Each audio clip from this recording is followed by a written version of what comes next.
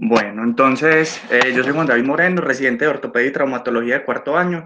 El título del proyecto es Traducción al español y adaptación transcultural en Colombia de la escala de evaluación de codetenista del inglés PRTEE. Los asesores fueron el doctor Meiser, eh, que es ortopedista y traumatólogo del Hospital San Vicente Fundación y su especialista en miembro superior, y Damián Martínez, que fue el asesor metodológico. Entonces, como sabemos, la epicondilitis lateral afecta a los músculos extensores de la muñeca, tiene una prevalencia de hasta el 3%, en un rango de edad que afecta entre los 30 y los 55 años, y afecta por igual a ambos sexos. Tiene una asociación con la actividad ocupacional en personas que tienen actividad repetitiva de la flexoextensión de muñeca y aumento de las cargas de trabajo. Se sabe que es una enfermedad autolimitada. Dependiendo del tipo de intervención puede ser menos tiempo, pero se ha visto que sin intervención puede durar hasta 24 meses y a este tiempo tiende a resolver. Pero se dice que el 80% de los pacientes tratados con algún tipo de intervención, el 80% mejoran al primer año. Hay múltiples etiologías sobre la aparición de la epicondilitis, pero se sabe que las más aceptadas son el microtrauma por repetición, que esto conlleva una degeneración angiofibroblástica de la región de la inserción del tendón, lo que nos va a producir una hipovascularización y que haya una isquemia de esa zona, lo que genera el dolor. El diagnóstico es clínico. Los principales signos son dolor en el epicóndilo lateral a la flexión forzada y debilidad con el agarre. El tratamiento conservador se aplica en un 90% de los pacientes y tienen un buen resultado. Hay muchísimas terapias de tratamiento en las cuales están las principales: la terapia física, las infiltraciones, ya sean con anestésicos locales, corticosteroides, plasma rico en plaquetas, el ultrasonido, ondas de choques, iontoforesis, muchos más tratamientos conservadores, pero estos son los principales. Solo un 8 o un 10% de los pacientes que se les da un tratamiento conservador al año no han mejorado y necesitan un tratamiento quirúrgico, ya sea abierto o artroscópico. La evidencia nos muestra que cualquiera de los dos que se haga tiene un buen rendimiento, mientras que el cirujano ortopedista esté bien relacionado con esta técnica.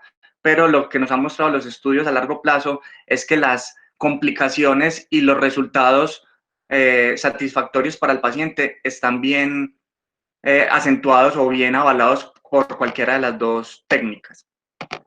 El objetivo del estudio fue realizar la traducción al español y adaptación transcultural en Colombia de la escala PRTE, en sus siglas en inglés.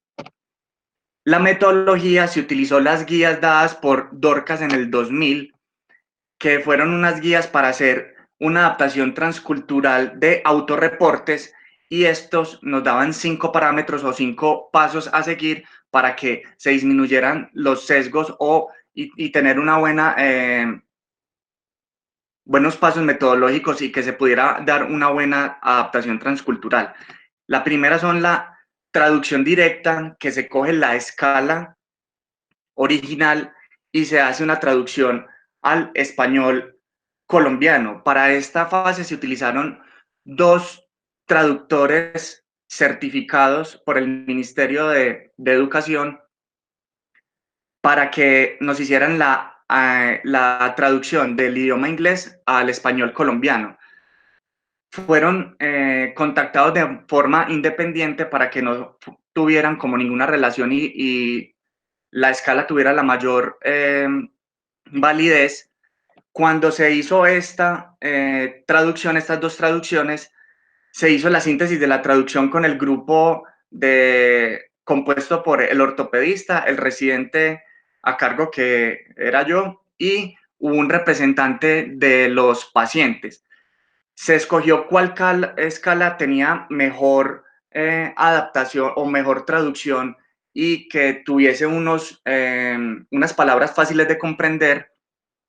Luego que se hizo ya la síntesis de la traducción, se escogió cuál de las dos escalas se iba a hacer la retrotraducción, que era el tercer paso. También se contactó un eh, traductor certificado que no tuviese relación con ninguno de los otros dos para que la retrotraducción también tuviese mayor validez.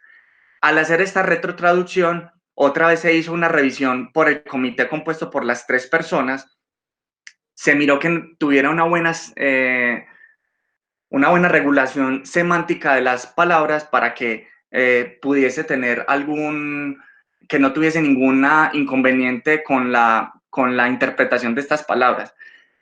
Luego que ya se sacó toda esta y se definió cuál era la escala a ser definitiva, ya se hizo la prueba piloto, la cual se realizó en 28 pacientes, la cual era una muestra suficiente según las guías de Dorcas para hacer una buena adaptación transcultural de un reporte de autodiligenciamiento. Apenas se tuvo ya el cuestionario, se le hizo previo a la aplicación de la escala a los pacientes una capacitación a los colaboradores, los cuales se consiguieron tres centros de rehabilitación, los cuales son la IPS Fisinova, IPS Supinar y la otra IPS Supinar. Estos tres se hicieron la capacitación de los colaboradores para hacer el diligenciamiento adecuado. Los traductores antes de esto no reportaron ninguna dificultad en el proceso de la traducción. Se sacaron las dos versiones traducidas al español colombiano y solo se encontraron unas diferencias en sinónimos y estructura gramatical de estos tres ítems, los cuales no perdían la configuración semántica ni alteraban el significado o la traducción de la palabra, por lo cual no se tuvo que hacer un ítem de desempate, que hubiese tenido que hacer una cuarta traducción para poder hacer el desempate. Entonces, esta parte no se necesitó. Los resultados, como vimos, ya se eligió la escala para hacer la retrotraducción. Ambas versiones con buena congruencia semántica de la escala, por lo cual, comparándolo con la escala original, no hubo ninguna diferencia. La versión definitiva se le aplicó a los 28 pacientes previa capacitación a los colaboradores y esta fue la escala consolidada. La escala consolidada tiene dos ítems grandes, que es dolor y discapacidad funcional. El dolor tiene 5 subítems que van de 0 a 10. 0 quiere decir que no tiene dolor y 10 es el peor dolor imaginable que podía presentar el paciente. Entonces el paciente hacía la calificación de estos 5 ítems. Luego pasaba a la parte de la discapacidad funcional, lo cual estaba compuesta por dos subítems que son las actividades específicas y las actividades usuales. Estas actividades específicas tenían 6 ítems a calificar que iban igual de 0 a 10 y las actividades usuales tenían 4 ítems que eran para las actividades usuales que eran 4 ítems que también se calificaban de 0 a 10. ¿Cómo se puntúa o cómo se hace la interpretación de la escala? Se suma lo que se haya dado en el primer ítem de dolor, en la primera región de dolor, y luego se sumaban lo que nos daba en las actividades específicas con las actividades usuales. Estos dos ítems se sumaban, se dividían por 2 y se sumaban a los ítems de dolor. Esto nos da a una escala de 0 a 100. Entonces, por eso, ya con esto tenemos una cuantificación del dolor y de la discapacidad que presentaba el paciente y ya con esto se hacía la puntuación y la calificación. Entonces, sobre la discusión tenemos que la escala PRTEE es el cuestionario más utilizado a evaluar en la epicondilitis lateral. Hay muchas escalas que nos muestran dolor y disfunción alrededor del codo, pero no hay ninguna específica para la patología de epicondilitis lateral.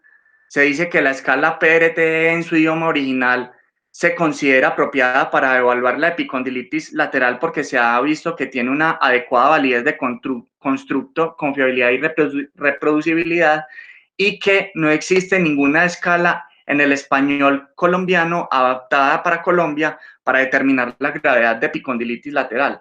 Por eso fue la que nos animamos a hacer este estudio, ya que en Colombia no existía esta escala traducida ni adaptada al español colombiano. Existe una escala traducida al español de España, pero este estudio no nos muestra cuál fue su metodología, qué hicieron, solo muestran la escala y no dicen cómo se desarrolló. ¿Qué fortalezas tiene el estudio? Que fue el protocolo de Dorcas el que nos guió para hacer la adaptación transcultural de esta escala, y esto nos muestra que tiene una buena metodología para hacer una buena adaptación, que fueron 2 traductores independientes en la fase inicial, en la primera traducción, que la retrotraducción fue por un tercer traductor oficial independiente, y que la escala es corta de diligenciar porque tiene ítems cortos de fácil comprensión, y en nuestro estudio mostró que la escala se tomaba entre 4 a 6 minutos a diligenciar. ¿Qué limitaciones tiene nuestro estudio?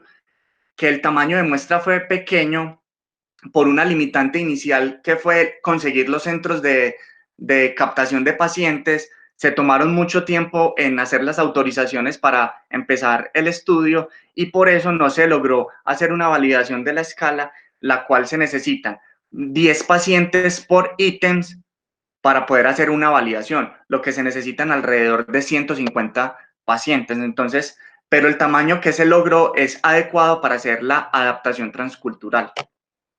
La conclusión del trabajo de investigación fue que esta escala, desarrollada originalmente en inglés para medir la gravedad de la epicondilitis lateral, fue basada en la intensidad de dolor y la limitación funcional percibida. La traducción y la adaptación transcultural son las primeras fases antes de aplicar un instrumento en una población con un lenguaje o unas características culturales diferentes. Un comité de expertos se encargó de traducir y adaptar transculturalmente la escala al español colombiano, y se considera que esta versión del PRTEE tiene una equivalencia semántica con el instrumento original y puede utilizarse como insumo para determinar las propiedades psicométricas de la escala al aplicarse al paciente con epicondilitis lateral en Colombia.